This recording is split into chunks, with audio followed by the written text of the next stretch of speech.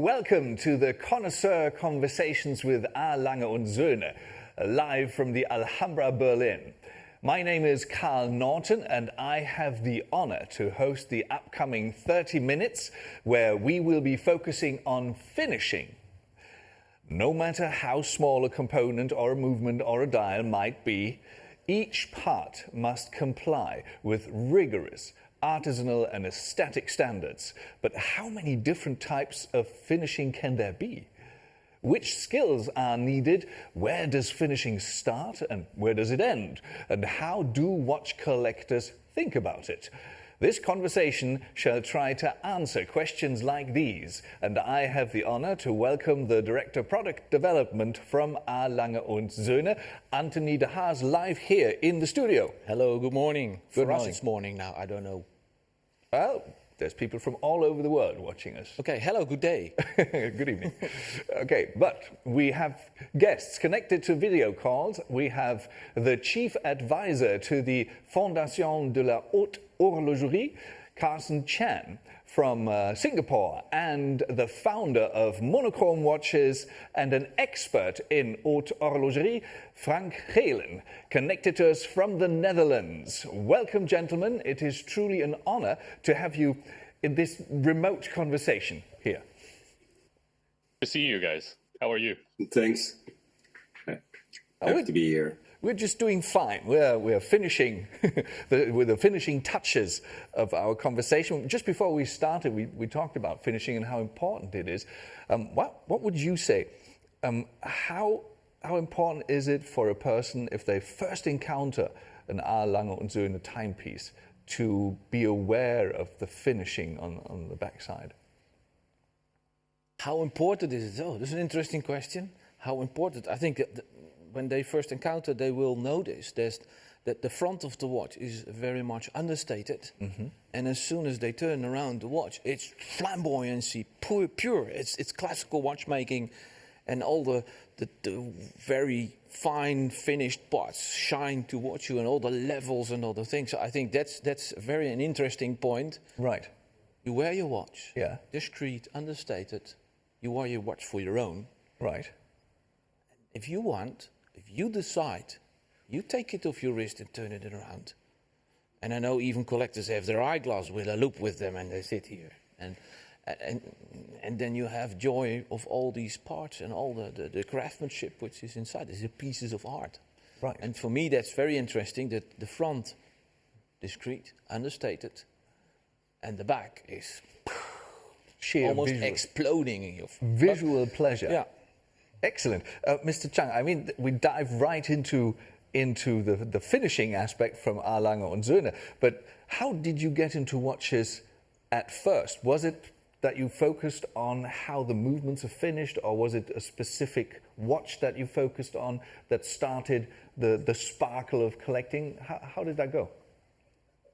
Well, my story is a little bit more unconventional than most people. I actually started with automotive first. So I grew up in California, and I was very much exposed to the car culture. But when I moved back to Asia, I have to really stop the tinkering and the passion with cars. And through a little bit of luck and a little bit of friendships persuasion, I was exposed to watchmaking, and I was able to shift this passion for automotive engineering onto mechanical watches. And you'll be surprised that both of them shares a lot of similarities. Yeah, actually, I saw a film once with Wilhelm Schmidt, the CEO of a.lange Söhne, and he was looking at a Rolls-Royce engine, and there was some engraving, some finishing on that engine. And I think you said something along the lines of that can't be done by engineers. They must have had somebody else there in the factory who would actually do that. So that was there as well already. The finishing idea was on the engine, on the movement of the car. Yes. Okay, so Mr. Geelen, I mean, the same goes for you. I mean, now you're famous for your blog, obviously, Monochrome Watches, but it has started at some point, and it all started what, with looking at a movement and marveling at the refinements, or again a very unusual route like we just heard from Mr. Chan? I don't know if it's an unusual route, but for me it started when I was looking for a nice watch for going on a holiday. It would be a 6-week backpacker holiday with a lot of deep sea diving, and I didn't have a watch that was fit for the job. So I went looking online for information about a watch, and I stumbled across automatic watches, mechanical watches, and quartz watches, and that's when I finally understood there was a difference between these categories. And then the sheer marvel of the mechanics. How can a few gears and pinions and levers and springs all together indicate the time so precisely? That was my first big hook, and I was fully into it. Right. And the hook, was it engraved, finished, or anything? No, just kidding. Just kidding. At that time, I didn't even dare to dream of anything as beautiful as a.lange Söhne, but right. that soon happened afterwards. It started with a simple citizen or psycho mechanical dive watch. And there was a lot of reading up also into the history, but the finishing followed very quickly after. Oh, right, okay. So that means nowadays you focus a lot on how the movement is being treated by the engravers or the watchmakers? Absolutely. I think it's one of the, well, it's of course also a matter of budget. And I think in all budgets you have a lot of very interesting factors to look at watches. But in the higher segments, finishing is definitely one of the most important factors. And not only just finishing, but also the architecture of a movement. And I think that is something that Lange Söhne really excels in. Okay, the architecture as part of the finishing. And I mean, there's one of the novelties here at Watches and Wonders 2021, which has a very intriguing architecture. Obviously, I'm talking about the triple split.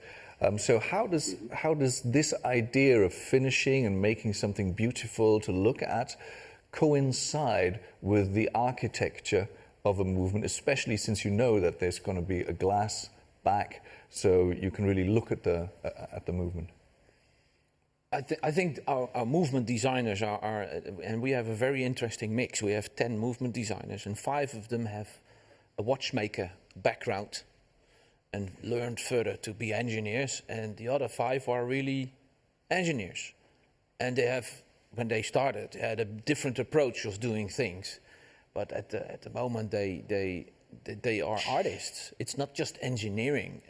They take as much care for, of course, complete functioning of that complex movement, but also where and balancing the design. They are designers of a movement, not just, okay, it's not Lego. Everything has to work, of course. Right. But it needs to position life. Just throw in a bunch of blue screws and make something out of German silver doesn't make a very high level, nice movement. Okay. And all this stuff we do, the movement doesn't run better, to be honest, by finishing. Yeah, that's the point. Yeah. It's beautiful. It's a piece of art. And also, I became aware of it. I wasn't really aware of it beforehand, but you're actually finishing and engraving the bits and pieces that you can't see, because obviously you can't see every of the 567 bits the triple split has. So why is that? Why do you do finishing techniques on things that we can't see? Because we think we need to do that. Okay. And that is out of the question not to do that. Yeah, if you look for we need to optimize or I don't know what, and I think if I would say to the people we're gonna stop finishing the parts under the dial, I think we would lose half of the team because they would quite be upset. It's a part of the thing we do and the thing we live, and that's Yeah, we do it like that. No question. It's never questions. That's the interesting thing. Yeah, we do it like that. So. Yeah, it takes an outsider to ask that question, I guess. Yes, Everybody yes. who's watching goes like, oh, how could he ask that They question? are nuts, you know. They don't need to do that. Why this? No? So it could be cheaper. My Lange watch could be cheaper if they would do. Yeah, if he stopped engraving my watch. That's a pity, but it is not. No. Of course not.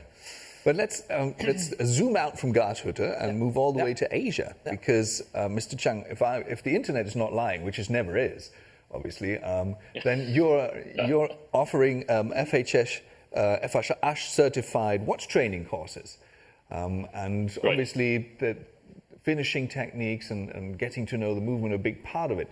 How important is the look inside, the technical and the aesthetic aspect of a movement in Asia? Well, what Anthony just described was a perfect explanation of the marriage of engineering with artistic finishing. So I think in order for collectors to fully appreciate watches, finishing is absolutely one of the most important bit that they need to have a deep understanding. The watch could be a functional piece. There are many watches on the market that it runs well, it's accurate, but one step beyond that is the finishing of it. As you have also mentioned, there are many pieces that finishing parts that you cannot see it. The reason to do something like this is absolutely for the spirit of fine watchmaking. It would be a very sad thing for the craftsman to put in the effort, years of training to do the finishing, and only to pass it on to the consumer, and then the consumer does not recognize it. To me, that's very sad. So for me, this finishing is absolutely one of the most important session that we show during the FHH certification classes. Oh, okay. And do the people get a chance to try it out themselves? I mean, just let us into some kind of real experience from the workshop. Do they get the tools? To be very transparent, actually, we use many Lange Söhne video to show the technique. Right. Okay. Look at Anthony de Haas saying, like, really? Are you training watchmakers So Anthony, over there? Anthony is always on our video. Oh, really? You made the yes. He made a video for FHH a few years ago. All right. Okay. So, did you know that you were sort of training people in Asia? I know that there's a video, and they Okay. of course they know. I know that they're using it. It's Right. all well. It's okay. Yeah. It's quite an honor. Yeah. I don't know how the people hold through to. Maybe I should think about a facelift or something like that. But, I don't know. But Some finishing. They should look at the finish, not at me. Right. So Okay. it's quite a cool thing. And you know what's so interesting is Mr. John was explaining about training. When I was working in the 90s in Switzerland, partly Renault Papy and so on, you know these were the years the Swiss industry, or the watch industry, were still about to discover the finishing techniques, Right. because they got all lost. When I did watchmaking school in the Netherlands in the 80s, we had a teacher and we had theory about finishing techniques. And he started with, yes, and this is used in the past and this and that, and there used to be something called black polish. And we all like, okay, what was that? Yeah, this was a zinc block and you do this and that. Can you show us? No, because he didn't know. Right. And to be honest, the first time I discovered it was at the Renault Papy. And fun, maybe a small anecdote. A dear friend of mine, Peter Speak, Marin, he was training me because he already worked at Renault Papy when I'm joining, and we did a minute repeater together. And I had to do the little hammers, to do the black polish. And for me, it was the black polish. And everybody was like, black polish, be careful. You take hours and things. I said, okay. So I got the hammer. I was quite excited. And he showed me how to do that. And I started doing it, like he said. And then under the microscope looking, because black polish means with a ring light, light coming from all directions, it needs to be perfectly black.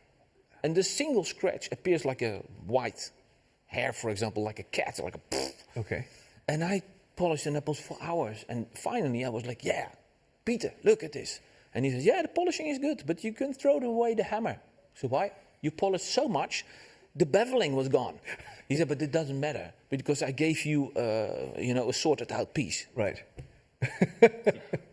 And, How motivating. and each watchmaker has its different tricks, Right. handlings, a kind of pressure. It's not just like sitting there and just wiggle around a little bit on the block and the things, and even the material of the zinc block. Right. I say zinc, but it's a bit of a different alloy. It's also different of each maison. Right. And each watchmaker. So there's a lot of secrets. And can you imagine that when the watch crisis was there in the 70s, 60s, 70s, and more industrialization, all these techniques got lost. So it was a task for example, Renaud Papier or Lange to find out what kind of techniques were there. And it was a real trial and error. I can tell you, there's a lot of time got lost because it was nothing left. It was not written in the books. Right. You had to relearn it, everybody, basically. Mr. Geelen, did you ever try to finish a part or as part of a workshop or anything? Ever tried it? I tried it, and I know that I wouldn't be a good watchmaker. Oh, okay. Then we'll move on to the next topic, which is, well, obviously, obviously you're very good at reviewing watches and bringing them close to the public. You know, what's so funny? Now this is to prove that there are also Dutch people who can give very short answers. Yeah, but I haven't asked the second question yet. Because obviously, when you work with monochrome, you have lots of watches that you review and you go really into detail, and it's really lovely work. So did you notice in the feedbacks or the comments that you get for the reviews and for all the contributions that people appreciate the finishing in a different way in, let's say, Europe compared to Asia? I wouldn't say so. I think what I notice is that people in general do appreciate the finishing when it's done in a very nice way, in an elegant way, and also in the entire construction of the movements, that it makes sense, so that it's not finishing just for the finishing, but it has to be, the entire ensemble of parts has to work together. And I think when that really comes together in a very nice way, it is appreciated on every continent in the same way. Okay, we actually have comments coming in as well via the website, and one actually says a watch needs to be 100% finished at the highest level, so they absolutely agree with you. And there's a question tied to that: are components at a.lange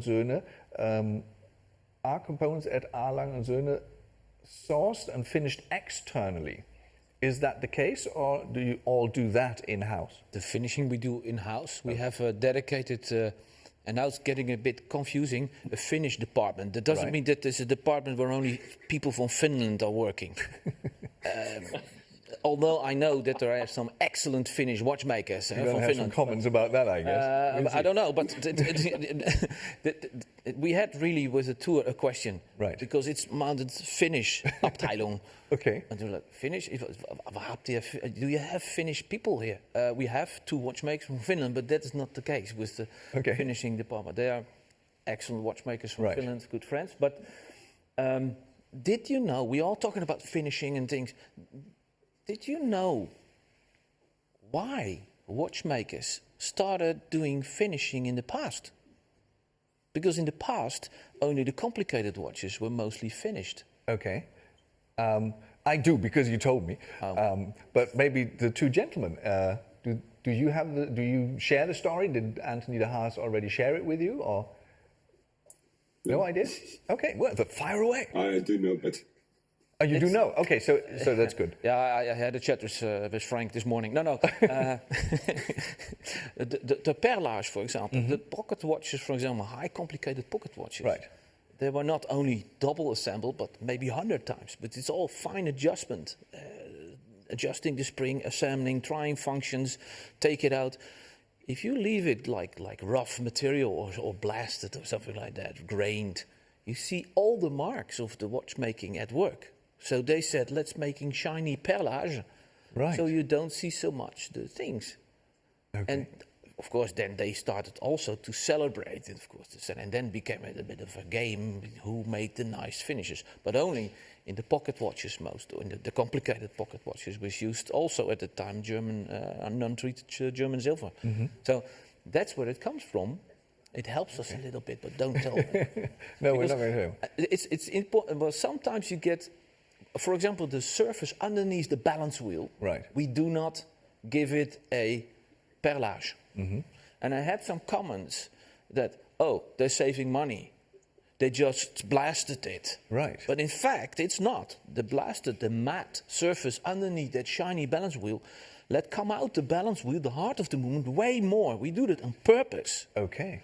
And it's way more delicate for the watchmaker. He takes the balance cock and the balance wheel is jingling underneath by the hairspring. Yeah. And he's positioning it, and he's not allowed to touch with the pinion of the balance staff, the pivot of the balance staff, to touch that grained surface, because then he can start all over again. Oh, right. Okay. So it's, again, aesthetically. Right, so you make it even more difficult for yourself by choosing that route. But of course. Yes, of course. Why wouldn't you? Why wouldn't you? And actually, there is the Finnish question that came in.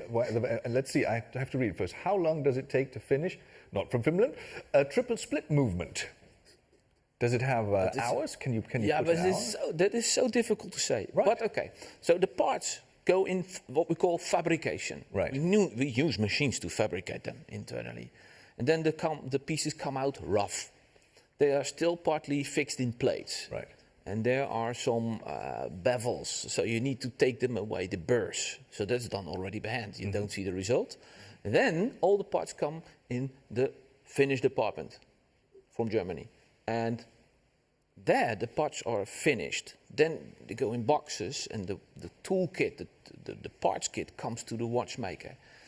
At that moment, the watch or the movement parts is finished for 90%. Right. The other 10% is done by the watchmaker itself, because he's working with it, and it's very difficult to say what the total amount is. Of course, I can play the big manager and say, it takes more than 18 months from the fabrication of the parts until the finalizing of the watch. So, but if you take a little spring with some nice bevels on the fixing foot of the spring, and breaking around, I think he spends, or she spends around half an hour for that little spring, and she takes the next spring, something like that. It's difficult, because one time it's in half an hour, and sometimes maybe 20 minutes. That is the difficulty. It's as in a manufactory, that's the difficult thing to measure, because it's hand craftsmanship. If the guy has a good day, he's quick. And he has headache, he's a little bit less fast. But it doesn't matter. The result needs to be. Another challenge is we have 60 people in our finishing department. 60 different individuals. And each individual has a different approach of a 45 beveling angle. Slightly this, that. And the task is to get it all more or less the same. There is some difference, but to reduce the difference, otherwise not everyone can do his own interpretation of a triple split. You know, you have 100 different finished triple split. That's not the idea, too. But there is some marginal differences. But that is the interesting thing. That is what it makes unique. Right, and also that not two watches are alike, but they're almost the same. Okay. Absolutely. So you already mentioned a few finishing techniques. I just wondered whether our guests that are dialed in have any favorites. Mr. Geelen, is there anything that you say that's my favorite finishing technique, or is that just a stupid question because they're not comparable? It's difficult to compare it indeed, but I think, again, coming back to the entire architecture or design of the movement, how the different finishings and architecture work together. For instance, if you look at many of the Lange Söhne chronographs, it looks like a cityscape from above, and you can dive into it. You can see all kinds of finishings, and how that works together is probably the best example of how good it can get. If you just see one plate that has a beautiful Côte de Genève or Glashütte Ibbing, that looks very beautiful, and it can be done in a very beautiful way. But I couldn't choose between one another. I think the entire composition of the different finishing makes what it is celebrated as something extremely beautiful. Yeah, it's how they interact, the different techniques, I guess. How many do you use at a.lange und Söhne? How many different techniques? Yeah. Do you have to take count of them? How long does this conversation go? It's just a figure. Yeah, but I need some time to count it. Okay. Now, I can't tell you a number, but you have graining, straight graining. I think it will be around, 20 different techniques just out of the sleeve. Huh? Right, okay, so roughly. I mean, Yes, nobody's going to come back to you and say, but I do 21.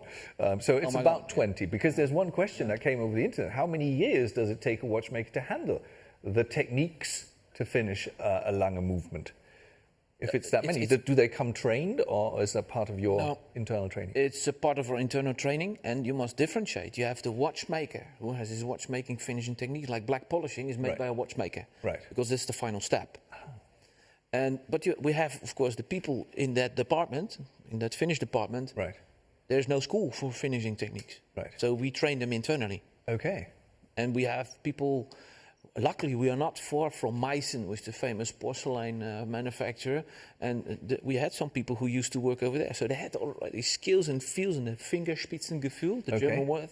So really the sensitivity to do things like that, and it takes a while. And for a watchmaker, it's quite tough to do a proper finishing, and not only the black polish, but everybody's looking like black polishing, but even a relatively simple thing to the upper surface of the gold chaton is also done by the watchmaker, because he is the one, or she, is the one who is assembling it. And then polishing.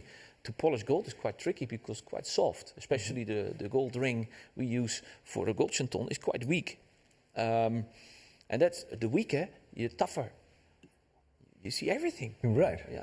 And you can polish it away quite quickly, as you relayed earlier. Yeah, and you can't, if you polish it away, your gold chaton is too low. Right. And it's not allowed to let them go underneath the gear train bridge, because then it looks awful. So you take a new. Right. But if you take a new gold chaton, you need to adjust the gear train again, because you need to insert the ruby, and the whole thing starts again. So they are very careful with that. So it's another German word, Handwerkskunst. It's really fine art. It is. It's not only technique, but it's also an art. No robots, human. No robots, only humans. Mr. Chang, I found a New York Times interview where you had two watches from a.lange und Söhne, a vintage one and a modern one, and you compared them. When you look at, in your mind's eye now, when you look at the two watches and the movements and how they were finished, did you see any difference, or did they just follow the tradition of where it once was? Well, Carl, I'm glad you asked this question. I had, in that interview, I had an 1892 pocket watch and also one from 2004. Right. The beauty of a.lange und Söhne is that it's one of the very few brands that is taking its heritage from 100 years old to now, where they are still carrying the same tradition. We can still see the engineering aspect of the three-quarter plate movement from the ones from the 1800 and the one that I have from the 2000s. This is, to me, is the spirit, is the essence of Lange und Söhne. I see. So let me extend that question to Mr. Geelen. Obviously, you don't, at least I didn't find any New York Times interview from you, so I apologize if I overlooked it. But obviously, you've been asked a lot of questions in your watch enthusiast life. When you look at a.lange und Söhne timepiece, is it the combination of everything? Like we started in the beginning, and Anthony de Haas said, well, it's very understated from the outside, and then you look at it from the backside, and then obviously it's a visual feast. Is it all in all, does it have to be the two of them? Can't you have a totally flourish finishing on the dial as well? Or is it this understatement plus the refined movement finishing that makes for a great a.lange und Söhne timepiece? Well, for me, it would be the latter indeed. I prefer very discrete dial sides and a more exorbitant backside. When you see the movement finishing, that is, I like the idea that it is kind of discreet, that it is for yourself, for the connoisseurs, or for people who are in the know, who spot a watch on your wrist and know that there's much more into it, and not just a very pretty dial that is beautifully finished, honestly, to the highest level, but then to know that when you turn it over, that there's so much more. And you don't have to show it off all the time. Sometimes it's good to keep it a bit for yourself. To keep it for yourself. Okay. Now, what I don't want you to keep for yourselves is when you look at the 3 novelties that have been presented here at Watches and Wonders, did you instantly have a favorite based on the judgment that you have about a.lange and Söhne? Let's start with Mr. Chang. Definitely triple split. Okay, that's how easy it is. He just ordered one. Just kidding. Okay, and can you give us a quick reason why that stands out in your eyes? To me, the functionality of a watch today, it's irrelevant. Really, we have an iPhone, we have a lot of devices that tells you time. The reason to have a very complication such as this triple split is to demonstrate the house's the ability, is the way that they can manufacture and engineer such a piece. Now, don't forget, the double split existed almost over 10 years ago, but adding the triple split, they were able to maintain almost the same dimension, which to me is just an engineering fascination. It's a blend of engineering ability and the artistic way of finishing a movement. This is regardless if you are a gearhead or you are an art lover, this is a watch for you. Okay, let's see how Mr. Geelen reacts to that. Same favorite or different one? Absolutely the same. I can totally agree with Carsten here. Okay, so I spare you picking because they're all yours, so it's very hard to say for you. They're not mine, they're ours. Okay. We are a family with that baby. No? Yes. It's not mine, but it's yeah. But I must say I'm very proud of the team. Personally, I didn't expect when we had the idea to start triple split that we at least could stay on the same proportions and right. also almost doubling the power reserve. Right. And integrating that other function. Yeah, that's great, and that's cool. That's a big compliment to my team. They manage to develop themselves over the years. We keep on learning from the things we did before, right. and give it a new interpretation. In fact, this is the same with the Lange 1 perpetual calendar. It is not just the Lange 1 tourbillon perpetual calendar without a tourbillon, right? Because we do not think like that. Mm-hmm. It would, like you said before, almost it would be too easy. It's not like that, but it's like no, that wouldn't be good enough. And okay. It would not fair right. towards some people, because take it away and then you get. It's not, and it's not technically not so easy, okay. like it sounds. Right. It's complicated, and a lot of leverages and parts are working harmoniously together. Okay. And if you intervene by just changing the day and night indication and integrate it in the moon phase, okay. have to intervene in a very complex mechanism, this time hidden under the dial. But that's a danger. By creating one solution, you can create 17 other problems. Right. That is a challenge. So that goes for the movement as well as for the dial. It's just absolutely. When do you stop saying not good enough? That's the point that you want to reach. Yes, and sometimes I have to be devil's advocate. Okay. Because our people say, yeah, but I have another idea. I say, you need to stop and get the final point. Right. Of, guys, this is the point of no return. Right. And the other genius ideas, we keep that for other ideas. Okay. So we had a lot of play on words with finishing and finish. And I have to add one, I'm sorry, because we have to finish the show.